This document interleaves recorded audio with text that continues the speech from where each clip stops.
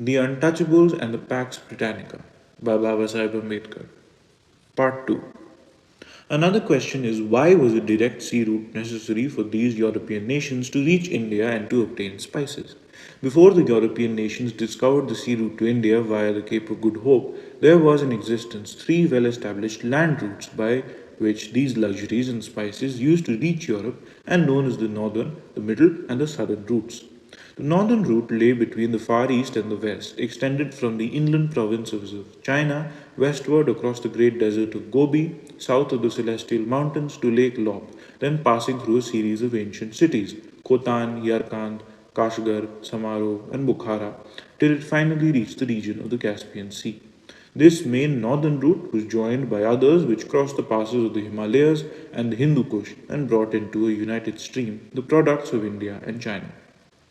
A journey of 80 to 100 days over desert, mountain, and steppes lay by this route between the Chinese Wall and the Caspian.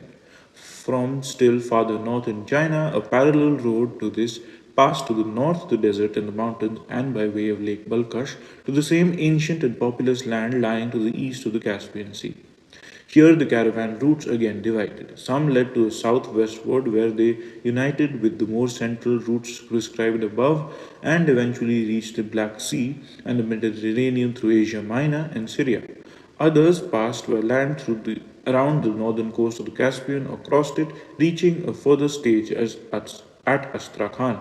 From Astrakhan, the way led on to the Volga and on other rivers till its terminus was at last reached on the Black Sea at Tana, near the mouth of the Don, or at Kaffa in the Crimea. The middle route lay through Mesopotamia and Syria to the Levant. Ships from India crept along the Asiatic shore to the Persian Gulf and sold their costly freights in the marts of Chaldea or the lower Euphrates. A line of trading cities extending along its shores from Ormuz near the mouth of the Gulf to Basora at its head served as ports of call for the vessels which carried these merchandise.